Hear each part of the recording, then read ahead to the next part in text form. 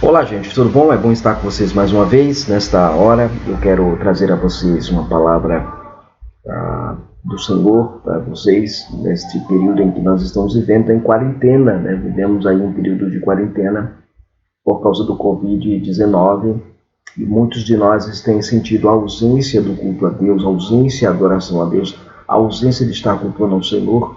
E essa ausência, ela tem sido motivada muitas vezes pela questão não apenas circunstancial no qual nós vivemos, mas às vezes a ausência talvez seja algo do nosso coração já predisposto para isso, já mergulhado para isso.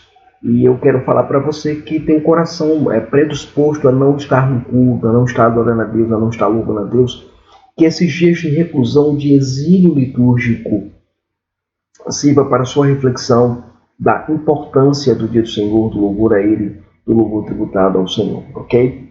Muito bem, nossa disposição nesta hora, nós estaremos expondo lá o texto de 1 João, capítulo 1, versos de 1 até o verso 4.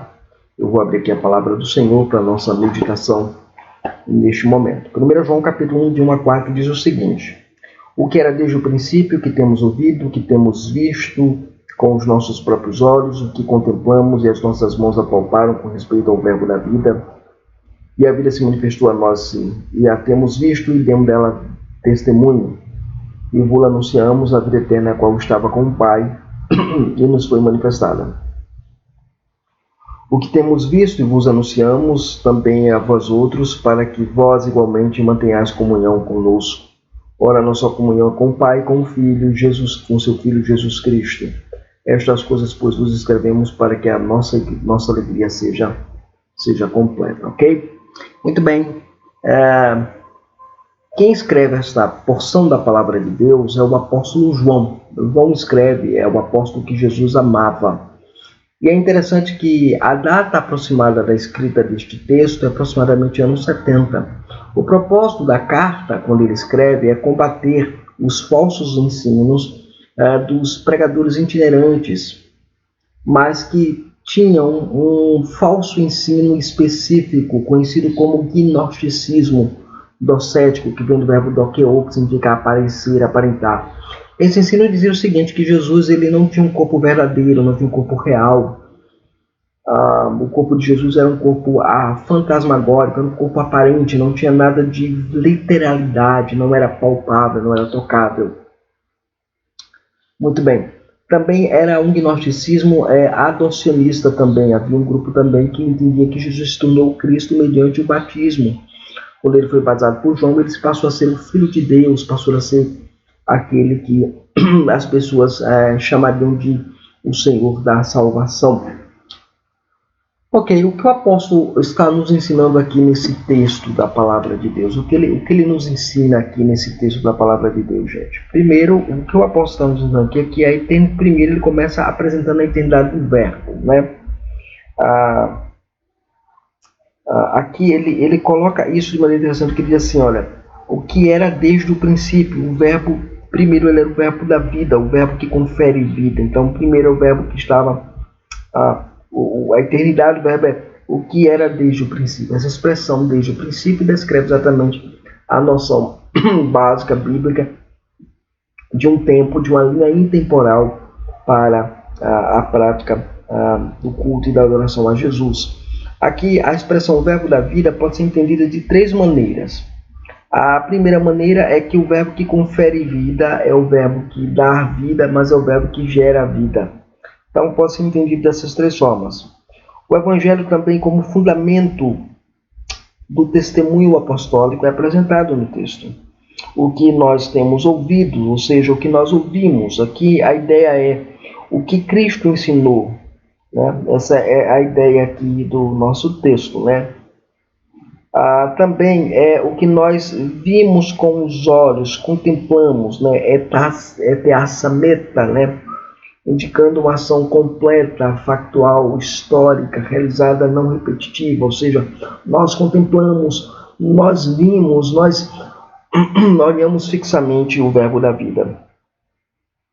E o que as nossas mãos apalparam com respeito ao verbo da vida. Aqui tem um tato, aqui apalpar a palavra indica um empirismo cristão teológico, indicando que há provas irrefutáveis de que Cristo se fez homem, se fez carne, e não aquilo que o gnosticismo ensinava, que ele não era homem, que ele não era carne, que ele era um fantasma, algo simplesmente aparente, né?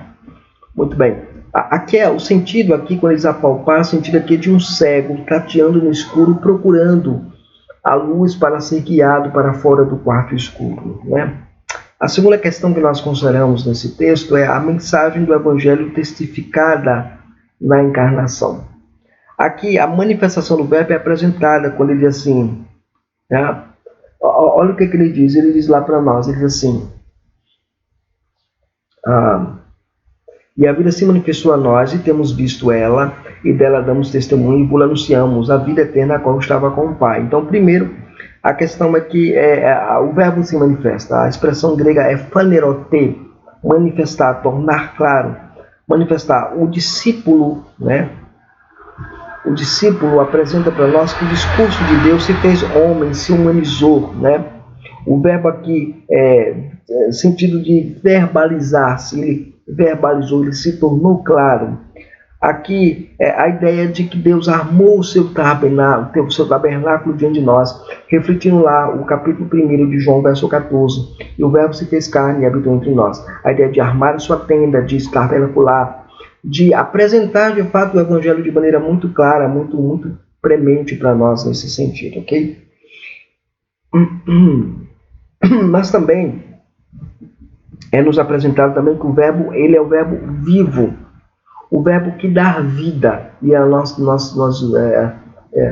o que está escrito, né? Ele vai dizer assim, olha, e a vida se manifestou e nós vimos, e dela damos testemunho, dela nós vimos com os nossos próprios olhos este verbo da vida, o verbo que dá vida, o verbo que confere vida. Esse é o sentido aqui. Aqui, digno de ser anunciado, aqui a ideia de verbo vivo, é o verbo que nós contemplamos, que nós anunciamos, ou testemunhamos, a palavra martyriomen que aparece, né? O verbo é usado para a autoria da experiência apostólica. Está dizendo que, de fato, os apóstolos, de fato, fizeram isso, eles apalparam, eles viram, eles testemunharam também a respeito. É dever do cristão anunciar a Cristo, o verbo da vida, ao homem. É dever de Cristo, dos cristãos anunciarem ao Senhor Jesus ao mundo.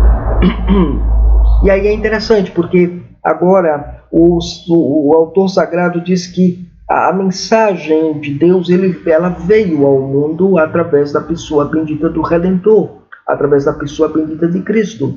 Ou seja, o verbo que gera a vida precisa ser anunciado, a mensagem que vos anunciamos.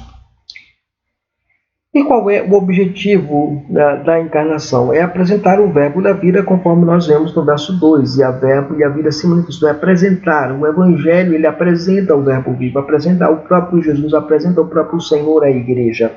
Nós estamos vivendo esses momentos turbulentos em não poder ir à igreja, não poder cultuar a Deus, mas reconhecendo que o verbo vivo, o verbo de Deus, se revelou a nós, manifestou a sua graça, trouxe a sua vida até nós, comunicando assim salvação ao nosso coração e à nossa vida como um todo.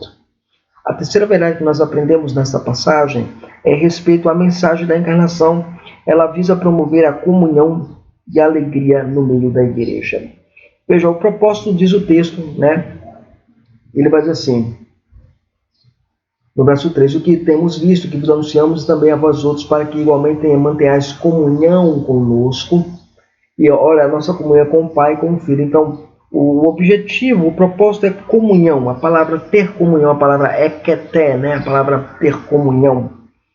E a comunhão com o Deus eterno. Diz o texto que vai ter comunhão com o Pai e com o Filho. Então, comunhão com o Deus eterno.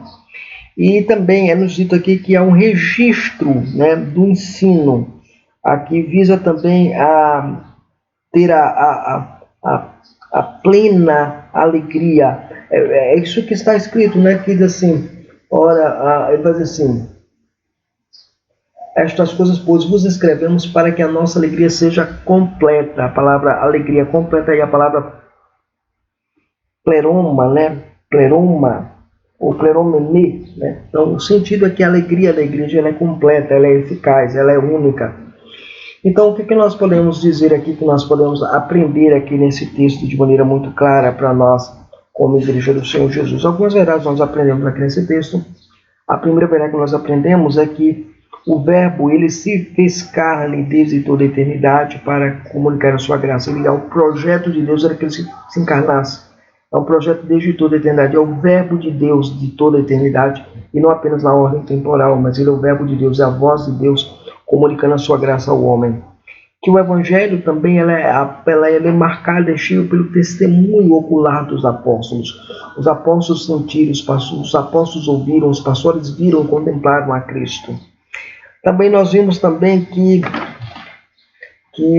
a mensagem deste Evangelho ele aponta para a encarnação de Cristo de fato. É Cristo quem se faz homem, Ele que vem até nós, Ele que vem resgatar o povo dele, Ele que vem salvar o povo que precisa dele. E também o objetivo dessa encarnação é apresentar Deus como sendo o autor de toda a vida através do seu Filho. E por fim, a mensagem que nós ouvimos nesta porção da palavra de Deus tem um propósito. Qual é o propósito? Promover comunhão entre a igreja. A igreja precisa viver a comunhão.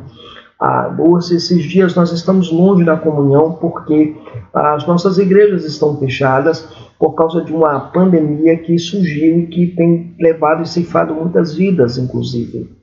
Mas observe bem, aqui a palavra comunhão aponta para a necessidade de vivermos sempre a comunhão de santos. Vivemos como igreja que comunga, como igreja que de fato reconhece ao Senhor. Também que essa comunhão é a comunhão não apenas entre os membros da igreja, mas a comunhão com o próprio Deus, o Deus Pai, Filho e Espírito Santo.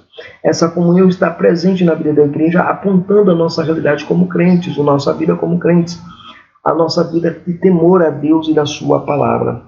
E por fim, o registro dessas informações na Escritura Sagrada, dessas verdades na Escritura Sagrada, serve para promover alegria plena ao nosso coração.